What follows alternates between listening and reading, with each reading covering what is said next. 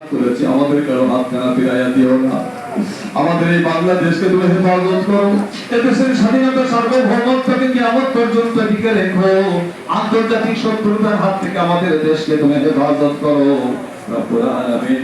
বিভিন্ন প্রাকৃতিক দুর্যোগের হাত থেকে আমাদের দেশকে তুমি হেফাজত করো। অতিবৃষ্টি, অনাবৃষ্টি, ঘূর্ণিঝড়, ভূকম্পন সহ সমস্ত দুর্যোগের হাত থেকে আমাদের দেশকে তুমি রক্ষা করো। আসমানের বালা আসমানে তুলে নাও, জমিনের বালা জমিনে চাপাইয়া দাও। শান্তি, রহমত, বরকত দিয়ে আমাদের বাংলাদেশকে ভরপুর করে দাও রব্বুল আলামিন। আয় আল্লাহ রব্বুল আলামিন, আমরা যারা তোমার দরবারে হাত তুলেছি, আমাদের প্রত্যেকের মনের নেক আশাগুলো পূরণ করে দাও। ইন্তেকালের পূর্ব মুহূর্তে তওবা নসিব করে কালেমা পড়তে পড়তে আমরা যেন সবাই ঈমান নিয়ে কবরে যেতে পারি, সেই তৌফিক দান করো। কিয়ামতের দিন হাশরের ময়দানে আমাদের সবাইকে পরিচয় করে দিয়ে একই জান্নাতে পাশাপাশি থাকার তুমি ব্যবস্থা করে দিও রব্বুল আলামিন। আমাদের বগুড়া জেলার সকল ব্যবসায়ী ভাইরা তারা সবাই আজকে এখানে একত্রিত হয়েছে।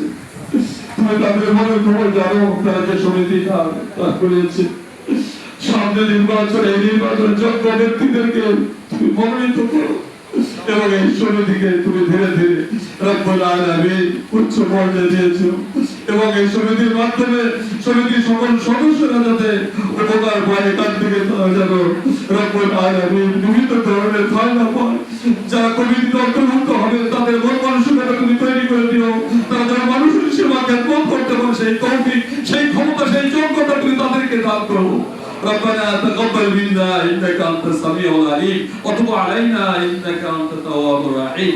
سبحان ربك رب العزه عما يصفون وسلام على المرسلين والحمد لله رب العالمين. واجعل اخر كلامنا عند الموت لا اله الا الله محمد رسول